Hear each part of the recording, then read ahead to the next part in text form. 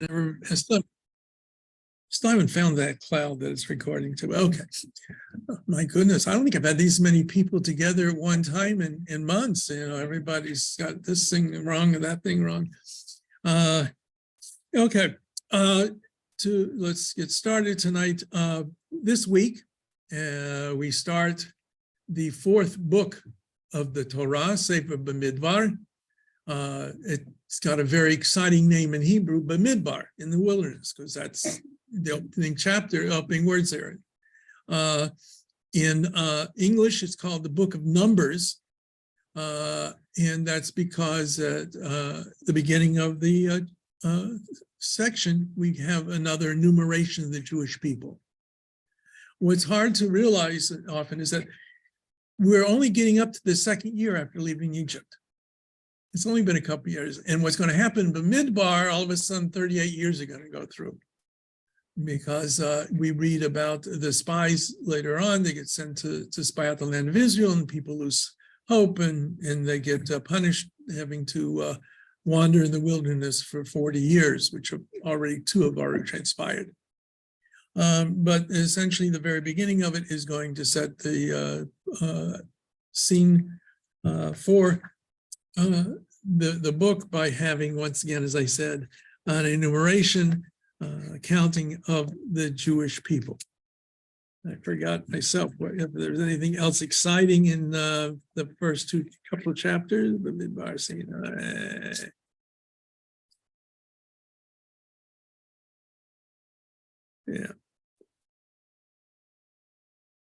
Yeah, it's all basically census and talking about some of the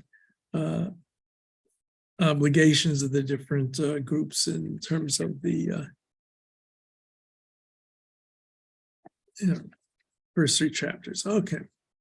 And how they camp out. They camped around with the Beit HaMikdash, the Mishkan, the tabernacle in the middle, the three tribes on each side. And there's a question, we just came across this in the Talmud a couple of weeks ago. How did they march? Now, obviously, I would not take this as a literal understanding of it, but that's my take. Because someone would say they marched that way. Okay, you had the three tribes here, and each of the tribes on the other side, and three tribes in the back, and the Kohen and the Levim went first with the ark. Because what happens is we read at the beginning of the book of Joshua that they cross the Jordan River and the river stops flowing. So how do you know, anybody who's been anywhere near a river, when it gets backed up, the water's got to go somewhere. So according to the Talmud, the water piled up, right? Like it came up this great, so how high and wide was it depends upon how many people were crossing simultaneously the Jordan River. And it says he uses, I think, 7 meal, which is, the meal is 8,000 amot, something like that. So it's pretty high statue of water. And then it came back down and everything was hunky-dory after that. But one part of the discussion there is how they cross. If they cross just a few people together in a line, which meant it took forever to get across, or they came across as one big group. I have no idea how it could have been done. But anyway, I'm just rumbling off of the side here. All right. We have been counting since the second night of Pesach to get to the holiday of Shavuot. Right? Tisbru Chamishim Yom. Mimocharat Shabbat, we told the day after the Sabbath, and just to refresh, because I know we did speak about it a little bit, there was an ancient argument as what that meant. We just talked about Pesach in that passage, the celebration of Passover. Then says, Mimocharat Shabbat, the day after Shabbat, you count 50 days, really 49, and the 50th day will be the holiday of Shavuot, Festival of Weeks. What is that day? We say Shabbat, okay. So there were those who believed it meant the first Shabbat after Pesach began was when you started counting the Omer. Others understood it to be the first Shabbat after Passover is completed. But though both of those interpretations would mean then the holiday of Shavuot would always occur on Shabbat. Right? I always get confused. 7 days. So your Shabbos is the first day, so the seventh day would be Friday. And so 7 and 14 and 21 and 49, and the 50th day would be Shabbat. So both of those enumerations would have the holiday of Shavuot always falling on Shabbat. And part of the reason for that, besides that interpretation, is the indication that the Torah was given on Shabbat, according to some understandings of it. So the holiday of Shavuot, which celebrates the giving of the Torah, you can understand why they might want to interpret the passage to make it come out on the same day of the week. However, the rabbis, in the tradition that we follow, note that the holidays are sometimes, in a couple of places, are referred to as a Shabbat. And so therefore, the counting of the Omer begins the day after the first day of Pesach. So the second night of Pesach, second night of Passover, we start counting the Omer. And 49 days, day 1, 2, 3, 1 week and 1 week and 1 day, 1 week and 2 days, etc., all the way through 49 days till we get to the holiday of Shavuot. So that means Shavuot doesn't fall on a particular day of the week. Unlike those, well, we're the winners, and so we can call them the sectarians, the heretics, or whatever you want to call them. They lost, they're not here anymore, so they lose out. So they always want a Shabbat. The rabbis understood, no, we interpret it. Now, why they were motivated to go that way, I don't have an answer to. But that was the accepted tradition. Now, what is also significant, before there was a set calendar, remember, we're going all the way back to one of our first weeks. Originally, how was the new moon determined? You forgot already. What? When they saw the new moon. And so witnesses came to the court, the Beit Din, in the morning, and they said, we saw the new moon last night, and if the court accepted their testimony, that day became the first day of the new month. And so the months could be 29 or 30 days long. If that's the case, it is theoretically possible for the holiday of Shavuot to be on a different date on the Hebrew calendar. Because it is possible that rather than following the set pattern that we have now, which is 29, 30-day months, so alternating, it would have been possible, theoretically, for 2 29-day months to have been declared, or 2 30-day months to be declared. And we sometimes have that to adjust the calendar to make sure everything works out in the modern calendar. But that being the case, theoretically, Shavuot did not have to come out on the 7th of the month, right? The 7th of Iyar. So we have that possibility that was there. It's the only one of the holidays that is not given a date on which it falls. Okay? When you look in the calendar, you will see, I mean, in the list of the holidays, you will always find on the 14th day of the first month is Erev Pesach, right? Passover begins the night of the 15th. Right? Rosh Hashanah, first day of Tishrei. Yom Kippur, the 10th day of Tishrei. Okay, so all of the Yom Tov are given a specific date in the calendar. Even if they don't have a name for the month, they're given a number of the day in the month. Shavuot doesn't have that. It is now. It's always the 6th of Sivan. I think I said Iyar. I meant to say Sivan. It's the 6th of Sivan, but in theory, it could have been a different day.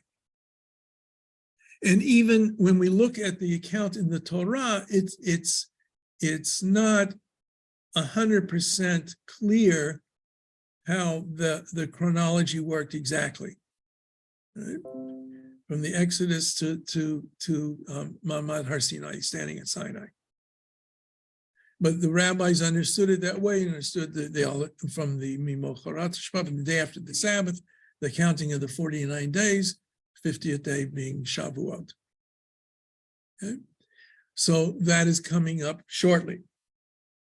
Now, in the Torah, we're given a description of a very, I want to say Cecil B. DeMille. Everybody here ever seen Cecil B. DeMille's version of the Ten Commandments? Yes, no, all right. Too young. All right, but the famous 10 Commandments with all of the thunder and lightning and booms and special effects and all of that. And it's described that way in the Torah. And Israel is told they have to line up at the foot of the mountain for the presentation of the Torah. And there is the Hebrew phrase is B'tachtita har, under the mountain. Like we said, what? It means at the foot of the mountain, but literally it could mean under the mountain. So there's a midrash that says the Kadosh Baruch Hu lifted up Har Sinai and held it over the heads of Israel, over their heads, not the heads people, but everybody. If you accept my Torah, good. If not, this is going to be your grave. So it's not exactly as if Israel had a choice in the matter. So in the book of Esther, Megillat Esther, when they accepted the celebration of the holiday of Purim, it uses the language of Kiblu, they accepted, and so the rabbi said at the time of Mordechai and Esther, Israel voluntarily accepted the Torah. So we can say, you can't blame me for not obeying your laws because you imposed them on me. I didn't have a choice. But Shavuot has been celebrated as the commemoration of the giving of Torah Sinai, the Torah reading. Therefore, for the first day of Shavuot is the passage in the Torah, which speaks of the giving of the Torah at Sinai. It is one of the Shalosh Regalim. It's one of the 3 pilgrimage festivals. In ancient Israel, the idea was that on these holidays, you would come to the temple in Jerusalem to celebrate the holiday. But it has significance also because of the wheat harvest in the land of Israel. So you have, again, a agricultural element to it. You also have the historical element to it that the rabbis understood it to be a commemoration of the revelation of Torah at Mount Sinai.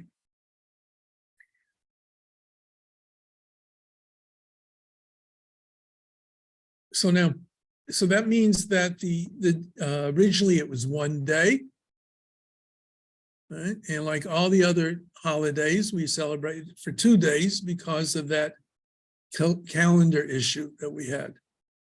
Right? So traditionally, outside of the land of Israel, Shavuot is celebrated for 2 days.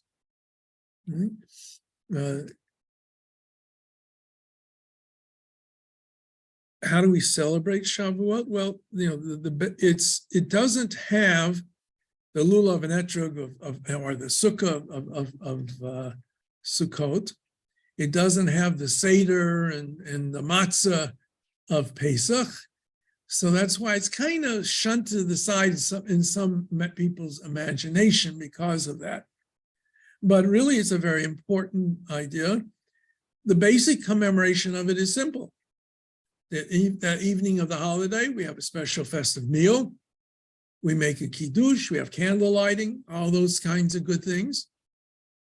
And it's a day you're not supposed to work.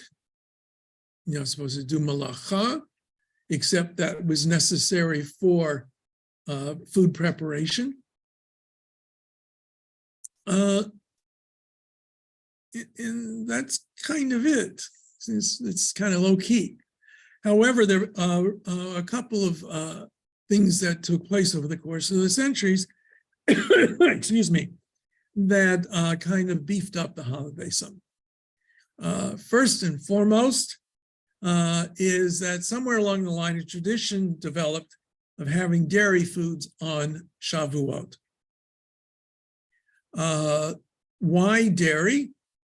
Well, one explanation given is that the Torah is compared to milk. Another explanation is that the laws of the Torah had not yet been given, and so they weren't sure about the laws of meat and shechting animals, so you could always have the milk, but without shechting the animal. A more, not a vegan, but a vegetarian idea. It's also possible that it's a time when milk is very plentiful.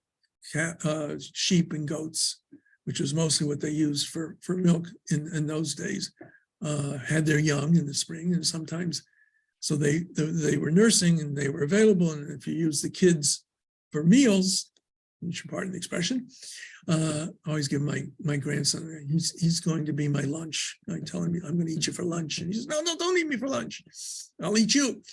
All right? So milk was very plentiful at that time. So maybe, most circles, especially in the non-Orthodox world, know that this idea of dairy is that you have dairy meals. And that's what we do in my home. For Shavuot, we usually just have dairy meals. However, there's a statement in the Talmud, which is, Ein simcha ela b'basar v'yayin. You can't have joy without wine and meat. Or literally, basar v'yayin, meat and wine. So how can you celebrate a holiday without having meat? So there is a custom, especially in the more Orthodox world, to have a kiddush with dairy of some kind, maybe a nice cheesecake, okay? And then you finish, you wash, you bench, and then you have a meat meal, a real meal, not one of these dairy kinds of things. But though I would say you'll find more people do just the dairy than having both of those, but both exist. So that's one thing. Shavuot becomes identified with the dairy celebration, so you can have your ice cream and your cheesecake and whatever. Although today, with all of the parv substitutes, you can have cheesecake without having dairy. So that's one thing. It became secondly, just like the other holidays, the end of the holiday, in this case in Shavuot, is commemorated for 2 days. The second day, you have Yizkor. Yizkor prayers for the dead. But also, more significantly, 2 things. One is the reading of the Megillat Ruth, the scroll of Ruth.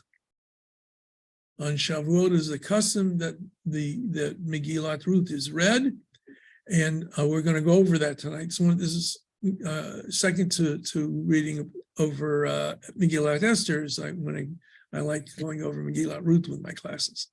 Okay, and one element that ties them together is, in essence, the rabbi said that Israel, the Jewish people, really became Jews when the Torah was given.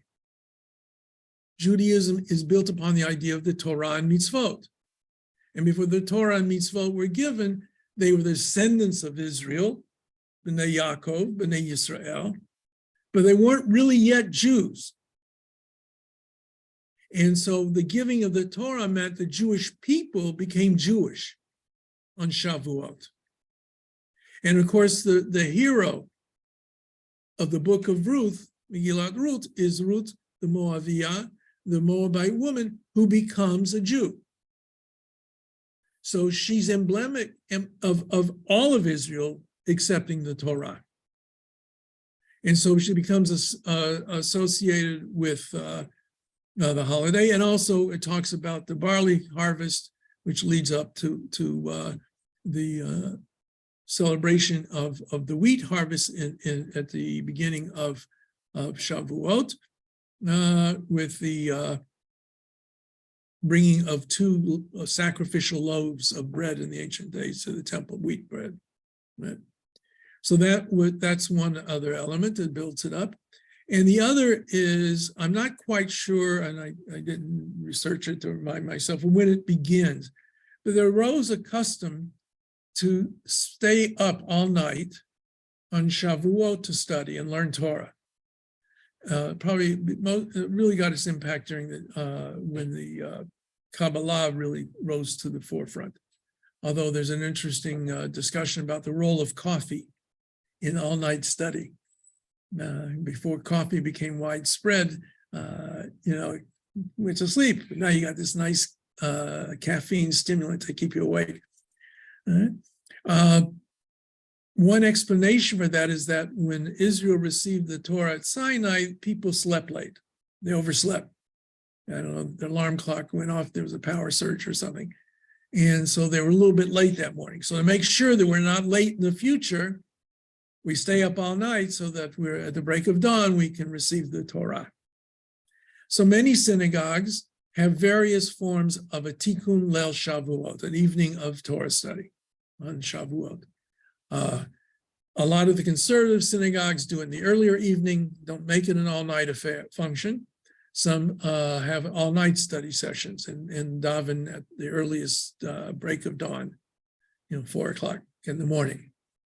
And then this way, Torah study and the giving of the Torah become associated together with the holiday of Shavuot in that way. Okay.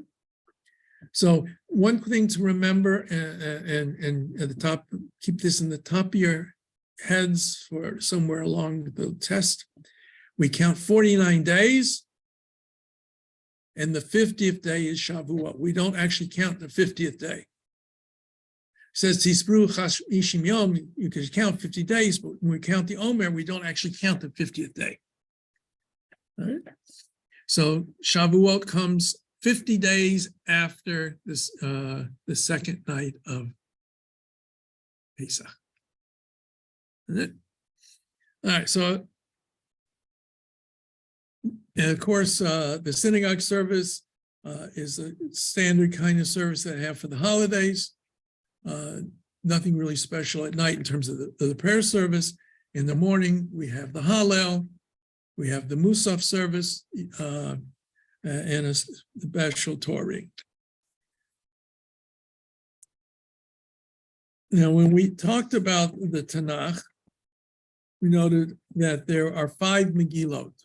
There are 5 books of the Bible that are referred to as scrolls, Megillot. The one, if you just in a Jewish crowd and not if somebody just said Megillah, the Megillah, most people think about Megillat Esther. People say going to the Megillah reading. But really, the word Megillah is used in reference to Song of Songs, Shir Shirim, which is recited in many synagogues during Passover. Megillat Ruth, the book of Ruth, which is recited on Shavuot. Megillat Eicha, the book of Lamentations, which is recited on Tisha B'Av, the 9th of Av. And the book of Lamentations are laments for the events of the destruction of the temple. Megillat Kohelet, Ecclesiastes, is recited usually on the intermediate Shabbat of Sukkot, and that leaves Megillat Esther, which is recited on Purim. And in the Hebrew Bible, the order of those books are exactly that order. Since Song of Songs is recited on Pesach, and that's the first holiday in the biblical counting of holidays, so the first of the 5 Megillot is Shir Shirim, the Song of Songs. The second one is Megillat Ruth. Many synagogues, most synagogues that do it, just read it out of a book. Some synagogues will read it out of a scroll, just like Megillat Esther, in which case there's a blessing that's recited for it. If it's not read from a scroll, there's no special bracha that is recited for it. So we'll see the significance of Ruth and the politics of it when we get to the very end of it. All right, so when does Ruth take place? Well, the opening lines tell us, in the days when the chieftains or the Shoftim ruled, there was a famine in the land. All right, so it's during the time of Shoftim. You remember that you have Joshua. After Joshua, the people are led by judges, by Shoftim, up to the time, through the time of Shmuel, Samuel.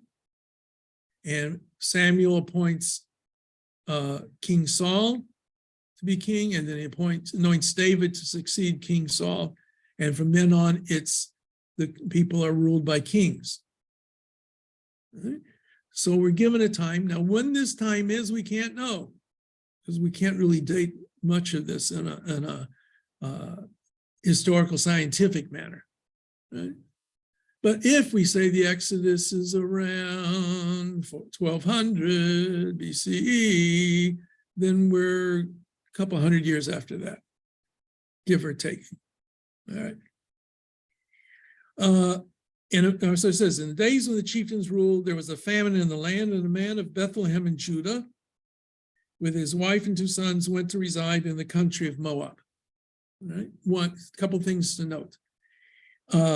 He apparently is a substantial man of substance. And there's a famine, and instead of staying around with everybody else, he takes his family and scoots out. Where? To Moab. And Moab is one of the nations that the Torah says are not allowed to have any relations with. A Moabite may not become a Jew.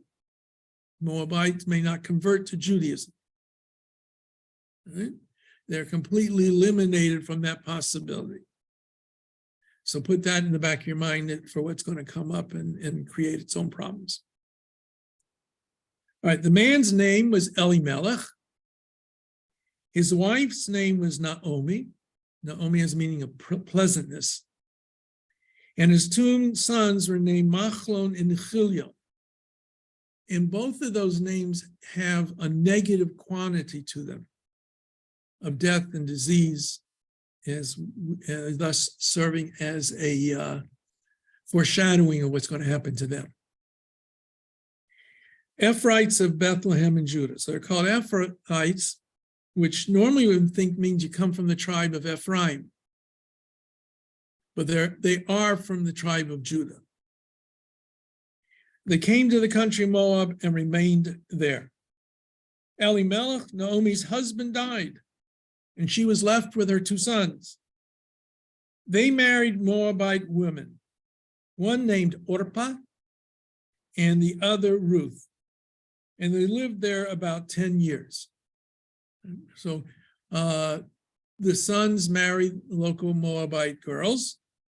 One is Orpah, and Oreph means the back of your neck. Right? And we'll see how her name becomes significant in a minute. Okay, so tragedy strikes. She's without a husband. What good mother's not going to make sure her sons get married? Especially she's a Jewish mother. She's going to make sure they get married, have a nice wife. Okay. But I guess there weren't any, no one else there to marry. So they married these two Moabite girls. Then those two, Machlon and Chilion, also died. Tragedy strikes again. First the husband, and now the two sons. So the woman was left without her two sons and without her husband. She started out with her daughters-in-law to return from the country of Moab. From the country of Moab, she had heard that the Lord had taken note of his people and given them food. Okay, the famine's over. It's time to go home. Accompanied by her two daughters-in-law, she left the place where she had been living, and they set out on the road back to the land of Judah. So she and Orpah and Ruth are on their way. But Naomi said to her two daughters-in-law, "Turn back, each of you, to her mother's house. May the Lord deal kindly with you as you have dealt with the dead and with me." Two significant things here. It says, "Avet ima," her mother's house. Usually they refer to the father's house. Right? But here, the feminine aspect of it is emphasized. And so she says, "It's your mother's house. May the Lord grant that each of you find security in the house of a husband." And she kissed them farewell. They broke into weeping and said to her, "No, we will return with you to your people." So both daughters-in-law say, "We want to go back with you." The question that is asked is, what is their religious status? Did they convert to Judaism? If they converted to Judaism, how could they have converted to Judaism? There was nobody there to convert them. If they converted to Judaism, how could Naomi tell them to go back and marry non-Jewish men since they become Jewish? And then the question is, how can they become Jewish if it says that a Moabite cannot become a Jew? Right? So all of these questions are hanging in the air. When the book was composed, who knows if they even thought about those questions. But the rabbis later on, believe me, they're all bothered by all these various elements in the story. All right, so she kissed them farewell, and they broke into weeping, and said to her, "No, we will return with you to your people." But Naomi replied, "Turn back, my daughters. Right? Why should you go with me? Have I any more sons in my body who might be husbands for you?" Remember, there was this concept of the Levirate marriage. We didn't really talk about that when we talked about marriage. The Torah says that when a man dies, a married man dies without offspring, his brothers, one of his brothers is supposed to marry the widow. She's actually tied, in a sense, to the family. Right? And that's called yibum. And without going into any great detail of it, basically that's no longer practiced. The rabbis really looked askance at it, but it seems that any male member of the family could possibly serve as the husband in place of the dead husband. So she's saying, "Look, girls," she calls them daughters, so I think it's okay to call them girls. "Look, girls, my daughters," not daughters-in-law, she says daughters. "I'm not pregnant. I can't, I can't give you a new husband from my family." All right, so first of all, I'm not pregnant. "Turn back, my daughters, for I am too old to be married." She's an old lady. She's probably 40 already. All right, if that old. "Even if I thought there was hope for me, even if I were married tonight and I also bore sons, should you wait for them to grow up? Look, let us say I got married tonight and I have a son 9 months from now. The baby's born. Can't get married to you for another 12, 13 years. You're really going to wait around that time for them? You gotta live. Don't. All right. Should you, on their account, debar yourselves from marriage? Oh, no, my daughters.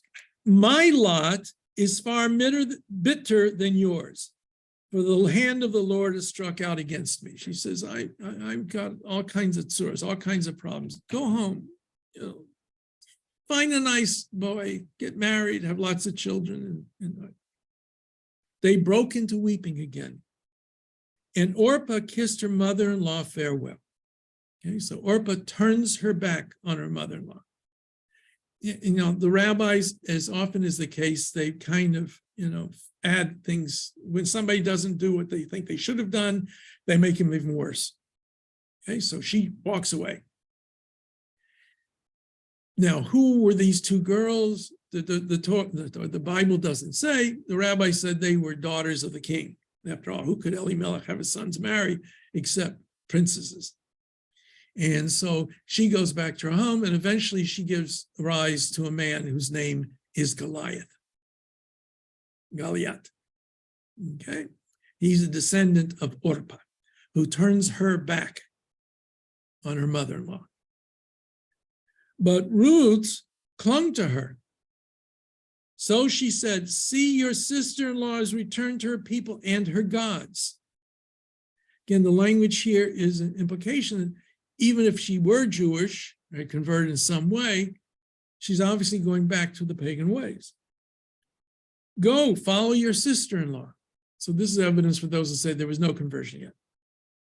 But Ruth replied, do not urge me to leave you, to turn back and not follow you. For wherever you go, I will go. Wherever you lodge, I will lodge. Your people shall be my people, and your God my God. Where you die, I will die, and there I will be buried. Thus and more may the Lord do to me if anything but death parts me from you. So Ruth says, no, I'm in it for the long haul. I'm going with you. And the language here of acceptance is the language the rabbis understood. However, we want to try and squeeze in her converting to Judaism, that she accepted upon herself to be a Jewish woman. Your God is my God. And they, in the Talmud, they play with each element of what she says here to explain some of the various laws of Judaism that she has to have accepted. Right? We won't go into them, but it is, and clearly the implication is this is what the Jewish tradition calls a ger tzedek, a yoret tzedeket, a righteous proselyte is supposed to be. Your people are my people, your God is my God, your land is my land, your customs, your practices, all of these I accept upon myself. And this is that connection I alluded to earlier with the giving of the Torah at Sinai. That Ruth is saying, I accept the Torah. I accept to lead a Jewish life.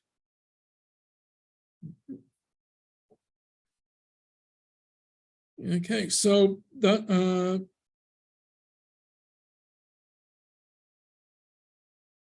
when Naomi saw how determined she was to go with her, she ceased to argue with her, and the two of them went on until they reached Bethlehem, Beit Lechem. When they arrived in Bethlehem, the whole city buzzed with excitement over them. The women said, can this be Naomi? She looks so schwach. She's aged, and she looks so terrible. She was this wonderful, wealthy woman when she left. She was manicured and had fancy dresses and all these other things, and now she comes here with bupkis. Do not call me Naomi, pleasant. Right, she replied, call me Mara, bitter. For Shaddai, the Almighty, has made my lot very bitter. I went away full, and the Lord has brought me back empty. How can you call me Naomi when the Lord has dealt harshly with me, when Shaddai has brought misfortune upon me? Right, so she says, I've had a bad time. what can, do? Okay. I'm expecting some messages. I check. Now, thus Naomi returned from the country of Moab. She returned with her daughter-in-law, Ruth the Moabite. In case you didn't know this, you hadn't paid attention to the first, how many verses? 26 verses that we've read so far. Ruth is a Moabite. Don't forget it. She's a Moabite. As a matter of fact, every time the book of Ruth has an opportunity to, it tells us she's a Moabite. All right, so I'm going to step aside for a second.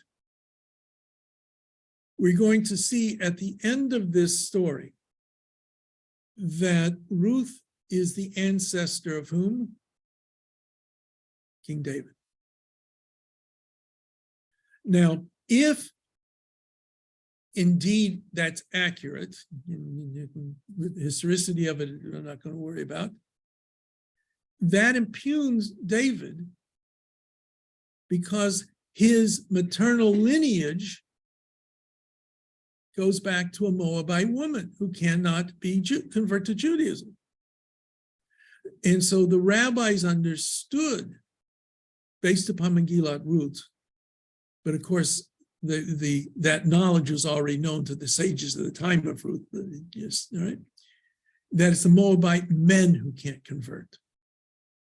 Moavi velo ma'ovia. The Moabite man can't convert, but a Moabite woman could. So, but nonetheless, we're going to keep playing that up. It may very well be, in part, that this idea that David is descended from a Moabite ancestry was used against him. And the book of Ruth was composed in part to counter that negativity. To say, look what a great woman she was who entered in the household of Israel. There's also I don't know if it's still current, these theories come and go in the biblical critical world, that the book of Ruth was composed much later as a counter to the story of Ezra. When the Jews returned from the Babylonian exile in the end of the 6th century BCE, right, end of the 500s, the book of Ezra describes that at least many of the important figures who did not go to exile had married non-Jewish wives. And Ezra forces them to get rid of these non-Jewish wives. So the book of Ezra seems to come down very strong against entry of foreign elements into the Jewish people. And the book of Ruth opens the door to the concept that, there is a means of entry into the Jewish people. We don't know anything about conversion at this stage of history. I assume it didn't exist. My assumption is that, how did you become an Israelite? You moved to Israel. You settled there. Maybe you still sounded like you had a Moabite accent. Okay? But your children, they grow up and they speak like other Israeli children. I mean, you go to Jerusalem today, and you'll see every ethnicity you can think of walking down the streets, speaking much better Hebrew than I can. Okay? What does a Jew look like? Well, you look around and that'll tell you. Looks like this one and that one and that one and that one. That one's dark, that one's light, this is blonde, this is curly hair, this is blue-eyed, this is brown-eyed. There is no such thing as looking like a Jew anymore, for sure. So these are ideas that are floating around, trying to find the underpinnings for some of these stories and the basis of them. But it does seem that whoever wrote the book of Ruth wants us to clearly understand Ruth's background.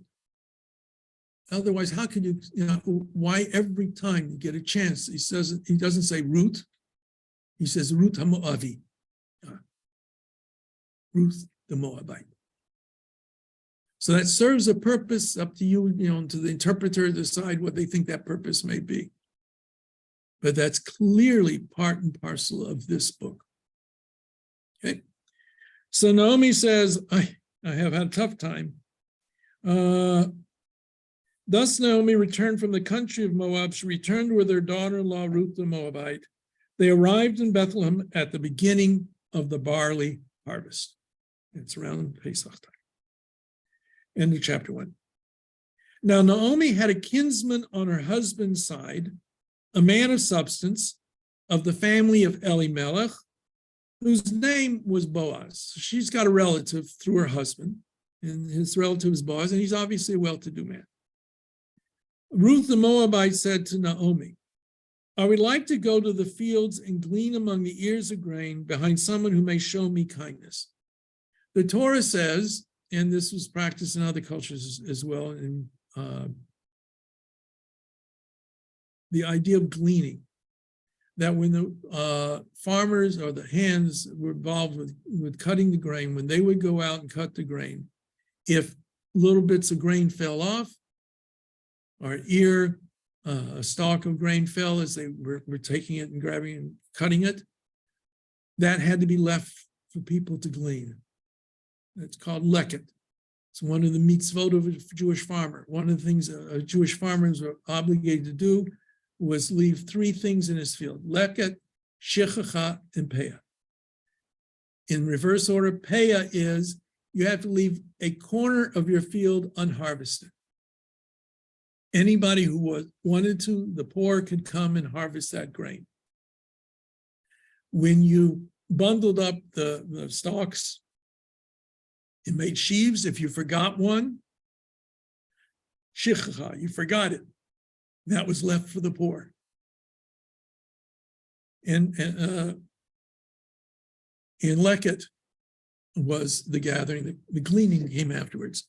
And I always consider that to be the Jewish attitude towards how do you take care of the poor. One way of taking care of the poor is not simply handouts, but letting them, in a sense, earn help by doing their own harvesting of the grains and collecting what was there. Okay, so Ruth wants to go out, but she wants to make sure that she's not going to have any problems. And by the way, what was she called at the beginning of the verse? Ruth the Moabite said to Naomi, I would like to go to the fields and glean among the ears of grain behind someone who may show me kindness. Yes, daughter, go, she replied, and off she went. She says, I'm going to do it, but Naomi doesn't give her any guidance. She came and gleaned in a field behind the reapers, and as luck would have it, by chance, oh, right, sure, it's only lucky, it was a piece of land belonging to Boaz, who was of Elimelech's family. All right, so nothing happens by chance, according to the rabbis in the Bible, and I don't think this was meant to be. It's kind of a tongue-in-cheek, by chance this happened. Presently, Boaz arrived from Bethlehem. Right? He's a wealthy owner, a wealthy farmer. He obviously doesn't have to harvest it himself. He's got his field hands to do it. He greeted the reapers. The Lord be with you. And they responded, the Lord bless you. Boaz said to the servant who was in charge of the reapers, whose girl is that? Obviously talking about Ruth. The servant in charge of the reapers replied, she is a Moabite, in case you didn't know it, girl, who came back with Naomi from the country of Moab. She said, please let me glean and gather among the sheaves behind the reapers. She has been on her feet ever since she came this morning. She has rested but little in the hut. Right? So she's been working hard. Boaz said to Ruth, listen to me, daughter. Don't go to glean in another field. Don't go elsewhere, but stay here close to my girls. Keep your eyes on the field they are reaping and follow them. I've ordered the men not to molest you. And when you are thirsty, go to the jars and drink some of the water that the men have drawn. So he says, look, Ruth, calls her daughter, and that's it's a term of respect from a senior to a junior. The impression is that Boaz is much older than Ruth. Anybody sitting around the table besides me would not call one your daughter, right? So that implies that he's quite a bit older. It also implies that he's looking after her, which is what she said she wanted to have take place when she talked to Naomi. But Naomi didn't give her any guidance, and as chance would have it, that's what happened. So he says, stay with the girls who are reaping, working in the fields. I've warned the men to leave you alone. Then nothing's going to happen. And when you get thirsty, you can drink the water that they've drawn for them. All these are acts of kindness that he's showing. And Ruth is the prime example of a person who displays kindness towards Naomi. She prostrated herself with her face to the ground and said to him, why are you so kind as to single me out when I am a foreigner? Boaz said in reply, I've been told of all that you did for your mother-in-law after the death of your husband, how you left your father and mother in the land of your birth and came to a people you had not known before. May the Lord reward your deeds. May you have a full recompense from the Lord, the God of Israel, on whose wings you have sought refuge. When somebody converts to Judaism, we speak of them coming tachat kanfei hashchina, under the wings of the divine presence. So this is illustrative of that. She answered, you are most kind, my Lord, to comfort me and to speak gently to your maidservant, though I am not so much as one of your maidservants. At mealtime, Boaz said to her, come over here and partake of the meal and dip your morsel in the vinegar. So she sat down beside the reapers. He handed her roasted grain and she ate her fill and had some left over. She took a doggy bag with it. When she got up again to glean, Boaz gave orders to his workers. You are not only to let her glean among the sheaves without interference, but you must also pull some stalks out of the heaps and leave them for her to glean and not scold her. And he says you got to sneak out a few extra things and make sure she gets more by doing this. She gleaned in the field until evening. Then she beat out what she had gleaned. It was about an ephah of barley, and carried it back with her to town. When her mother-in-law saw what she had gleaned, and when she also took out and gave her what she had left over after eating her fill, that's the doggy bag, her mother-in-law asked her, where did you glean today? Where did you work? Blessed be he who took such generous notice of you. So she told her mother-in-law whom she had worked with, saying, the name of the man whom I worked with today is Boaz. Naomi said to her daughter-in-law, blessed be he of the Lord, who has not failed in his kindness to the living or to the dead. For Naomi explained to her daughter-in-law, the man is related to us. He is one of our redeeming kinsmen. The Torah says that parcels of land were divided up in the time of Joshua. Each family got their share. And that land was always supposed to remain part of that family through the generations. If someone had to sell it, really they're only selling it until the next Jubilee year. But up until then, if there's a relative who wants to redeem it, pay the debt to the person who bought the land and take it back into the family hands, he can do so. So Boaz is a close enough relative that he has certain obligations of a redemption of land, and we'll see apparently also he's thought to be able to serve as for Yibum, to marry Ruth. Ruth, the Moabite, said, he even told me, stay close by my workers until all my harvest is finished. And Naomi answered her daughter-in-law, Ruth, it is best, daughter, that you go out with his girls and not be annoyed in some other field.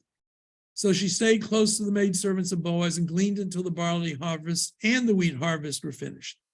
Then she stayed at home with her mother-in-law. All right, so through the course of the summer, She was out harvesting barley and then wheat. So now, chapter 3. We've already know that Naomi's a nice Jewish mother. Jewish mothers want to make sure their children get married. Ruth is her daughter-in-law. Ruth is her daughter. So what does she got to worry about? She needs a husband for Ruth. Naomi, her mother-in-law, said to her, "Daughter, I must seek a home for you where you may be happy. Now there is our kinsman Boaz, whose girls you are close to. He will be winnowing barley on the threshing floor tonight." So, all right, in desert areas, the wind often picks up at night. If you ever get a chance to go to Israel, you go out and you'll see that the wind picks up every night during the summer months. And so when they thresh the grain to separate the wheat from the chaff, that's winnowing it. And if you got a nice breeze, you toss it up in the air, and the lighter chaff after it gets blown away, and the kernels of grain fall back down. Okay? That's how it was done in large amounts. They first thresh it, they break it open so that you can get to the seed, and rather than trying to do it all by hand, you can winnow it this way. Okay, so they would do it at night, towards evening, because that's when the winds would pick up. So what has she got in mind for her? So bathe, anoint yourself, dress up, and go down to the threshing floor. Get all fancied up. Glam up, is that right? But do not disclose yourself to the man until he has finished eating and drinking. When he lies down, note the place where he lies down, and go over and uncover his feet and lie down. Now, is this a sexual allusion here or not? I leave that to your judgments. A lot of scholars think there is. He will tell you what you are to do. She replied, "I will do everything you tell me." She went down to the threshing floor and did just as her mother-in-law had instructed her. The rabbis, with their close reading of the text, point out, Naomi said, first bathe, get dressed up, then go down there. Ruth went down there, then bathed, and got dressed up. Why the different order? So that nobody would see her going out like that. You might get the wrong impression that she's up to something, all fancied up and everything. Right? So she was more modest that way. Boaz ate and drank. Seems like he had a lot to drink, and in a cheerful mood went to lie down beside the grain pile. Then she went over stealthily and uncovered his feet and lay down. In the middle of the night, the man gave a start and pulled back. There was a woman lying at his feet. "Who are you?" he asked. And she replied, "I am your handmaid Ruth. Spread your robe over your handmaid, for you are a redeeming kinsman." He exclaimed, "Be blessed of the Lord, daughter. Your latest deed of loyalty is greater than the first, in that you have not turned to younger men, whether poor or rich." Again, the idea that he's a much older man. "And now, daughter, have no fear. I will do in your behalf whatever you ask. For all the elders of my town know what a fine woman you are. But while it is true I am a redeeming kinsman, there is another redeemer closer than I." He says, yeah, we're closely related through your father-in-law, which means he's not related to her at all, but to her husband, or deceased husband. But there's somebody else, and it's not spelled out exactly how this all works. Stay for the night. Then in the morning, if he will act as redeemer, good, let him redeem. But if he does not want to act as redeemer for you, I will do so myself, as the Lord lives. Lie down until morning. So she lay at his feet until dawn. She rose before one person could distinguish another, for he thought, let it not be known that the woman came to the threshing floor. Again, sensitivity to embarrassment, what have you. And he said, hold out the shawl you are wearing.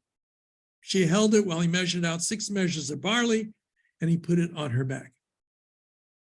When she got back to town, she came to her mother-in-law, who asked, how is it with your daughter? She told her all that the man had done for her. And she added, he gave me these 6 measures of barley, saying to me, do not go back to your mother-in-law empty-handed.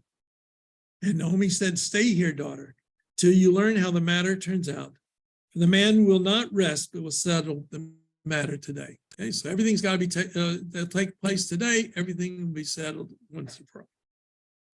Okay, chapter 4. Meanwhile, down on the farm. Meanwhile, Boaz had gone to the gate and sat down there. We know that in ancient Israel and many cities of that era, the gate of the city was where meetings took place. There were benches and soft ties in the gates, and legal proceedings would take place. So it's not just that he went to the gate because it's a gate, it's because that's where these kinds of things took place. Okay. So he got to the gate and sat down. And now the Redeemer whom Boaz had mentioned passed by. He said, come over and sit down here, so and so. In Hebrew, Ploni Almoni. Ploni Almoni is, in the modern terminology, the Jewish John Doe. Right? You don't have a name, you're John Doe. You don't know the Bible. Now, why is he called Ploni Almoni? 2 possibilities. One, that was his name, and then later on it became sort of the John Doe. Or his name was forgotten or erased because he didn't want to redeem Ruth, and he just given the John Doe entitlement. And he came over and sat down. Then he, Boaz, took 10 elders of the town and said, be seated here, and they sat down. He's going to make a minyan, a beit din, a court to witness what's going to transpire. He said to the Redeemer, Naomi, now returned from the country of Moab, must sell the piece of land which belonged to our kinsman Elimelech. I thought I should disclose the matter to you and say, acquire it in the presence of those seated here and in the presence of the elders of my people. If you are willing to redeem it, redeem. But if you will not redeem, tell me that I may know, for there's no one to redeem but you, and I come after you. Okay, he says, redeem the property, the land. What did he leave out? Ruth. He doesn't mention Ruth. Okay, so the guy says, I'm willing to redeem it, he replied. Boaz continued, when you acquire the property from Naomi and from Ruth the Moabite, you must also acquire the wife of the deceased, so as to perpetuate the name of the deceased upon his estate. You got to marry Ruth. The Redeemer replied, then I cannot redeem it for myself, lest I impair my own estate. You take over my right of redemption, for I am unable to exercise it. He says, I can't do it. I can't marry her for whatever reason. Again, the rabbis say, because not everybody was aware that the ban was only on Moabite men, not on Moabite women. Boaz, being an elder and a scholar and a practitioner, learning Torah before, and all those good things, he knew what the law was. So he says, no, you take it. Now, this was formerly done in Israel in cases of redemption or exchange. This language implies that when this was written, it was no longer done this way. It was something that was a little strange. They have to explain it. To validate any transaction, one man would take off his sandal and hand it to the other. Such was the practice in Israel. So when the Redeemer said to Boaz, acquire for yourself, he drew off his sandal. And Boaz said to the elders and to the rest of the people, you're witnesses today that I am acquiring from Naomi all that belonged to Elimelech and all that belonged to Chilion and Machlon. I'm also acquiring Ruth the Moabite, the wife of Machlon, as my wife, so as to perpetuate the name of the deceased upon his estate. The name of the deceased may not disappear from among his kinsmen and from the gate of his hometown. You're witnesses today. So this minyan of men become witnesses to these transactions, including Elimelech taking Ruth as a wife. All the people at the gate and the elders answered, we are. May the Lord make the woman who is coming into your house like Rachel and Leah, both of whom have built up the house of Israel. Prosper in Ephrathah and perpetuate your name in Bethlehem. And may your house be like the house of Perez, whom Tamar bore to Judah, through the offspring which the Lord will give you by this young woman. Now, there's an allusion here to a story that takes place in Genesis and Bereshit. You remember the story of Judah had 3 sons. And the oldest son married a woman by the name of Tamar. And he dies. And so then the next son,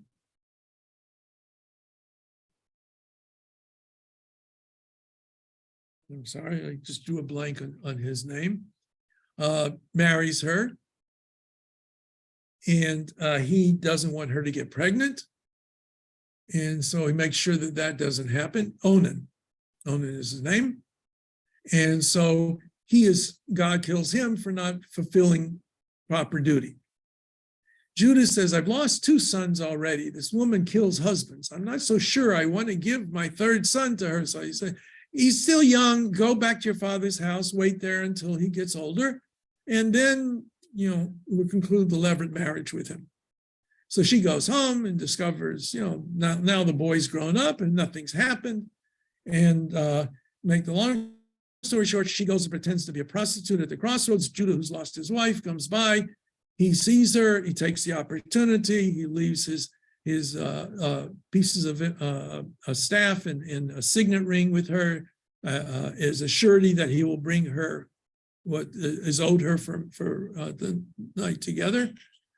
Then she disappears, goes home. She's pregnant. They find out she's pregnant. They want to execute her because she cheated on this other son. She's supposed to be married to him someday, and she didn't get married to him. And obviously that's wrong. Judah condemns her to die and was about to be carried out. She says the father is the one that these belong to, and Judah recognizes that he is the father. It has nothing to do with her again after that.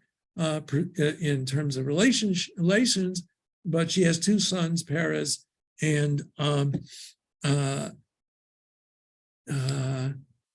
the other son? All right, I forget his name now. Okay, but the story of the birth of Perez, who's going to come into play in a little bit again, has with it a certain undertone, right? It just, she did the right thing in some ways, but was it really right? There's a certain uncomfortable quality to it. Follow? All right. So when they talk to Elimelech, may be like the house of Perez, whom Tamar bore to Judah.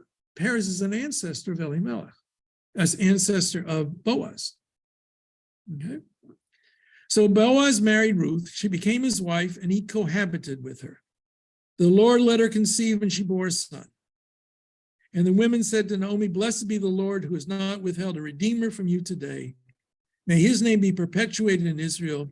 He will renew your life and sustain your old age, for he is born of your daughter-in-law, who loves you and is better to you than 7 sons. Ruth was better to you than 7 sons could have been. Naomi took the child and held it to her bosom. She became its foster mother. Why that? There's no real straight answer. And the women neighbors gave him a name, saying, a son is born to Naomi. They named him Oved. Oved means servant, server of. He was the father of Jesse, the father of David. Okay. This is the line of Perez. Perez begot Chetzron, Chetzron begot Ram, Ram begot Aminadav, Aminadav begot Nachshon, Nachshon begot Salmon, Salmon begot Boaz, Boaz begot Oved, Oved begot Jesse, and Jesse begot David.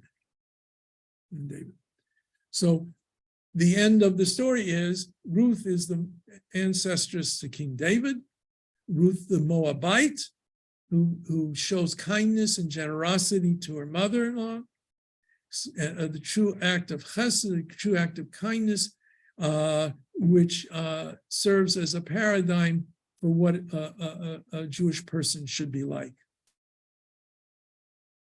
So we have here this story. When it's written, how it came about, we can't know. It certainly has in it elements that suggest that while it is praising Ruth, there is a certain undertone to it of a certain negative quality to some extent, which adds a greater authenticity to it, I think. You know, when you tell a story and you know, the hero is not the knight in shining armor, right? But a plain person who does the deed, that gives you a little more sense of reality to it. Whether or not it makes it more truthful or not, I can't say. But certainly that speaks to what's trying to be expressed here in this story. Right? Now, I will remind you, and I'll send out an email that we have just a few more sessions, including one session that is going to be held at the mikveh. If people have issues about transportation, let me know, and I'll see if we can arrange some kind of thing for people maybe together to get there, because the mikveh is on Atkinson, which is a little bit north of here. I will send you all the information out later on. It's also in the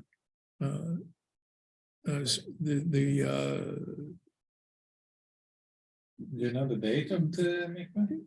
Yeah. Right. All of you should have the outline of the course. Right? I know that many people have it and then they choose to ignore it as if it didn't exist and don't do the readings. Some do carefully do the readings. All right. So next week we're not meeting. It's holiday Shavuot. May 31st, we meet again here. June the 7th, we are scheduled to meet at the mikveh tour. That's been arranged. I know it's all available. Please don't be later. I have a 2-hour slot. Actually, it's reserved with a classroom for 2 hours from 7 to 9. We will probably end early, but please be there on time, and I will give more directions on how you can find the entryway to the. Yeah, the address is actually 36 Atkinson Avenue. I forget what the full name of it. It used to be the Leo Beck School, but now it's under another name. Auspices. I forget the title of the building. I'll get that to you. And no, it's 7:30. It's 7 o'clock. 7:30. No, I'll leave it at 7:30. I have a reserve from 7 on because that's the time slot. Kayla's Children's Center? Kayla's Children's Center. And the entrance is actually on the north side of the building. It's a side door entrance. Okay. June 7th. Okay. Rabbi, thank you so much. You're welcome. Alex, are you going to be able to come? Yeah, so we're actually, we're planning on coming for the 7th, yeah. Okay, good. And because this is the mikveh that the conservative rabbis here in town use. Right, so you'll see all that. Okay, any questions? You said next week we're not meeting? We're not meeting next week, just because the Yontif coming on top of it, and for me, it works out for various other reasons. And after Yontif, we'll meet again. Okay. Okay. Thank you. You're welcome. Thank you, Rabbi. All right. Good night, everybody. Good night. Good night.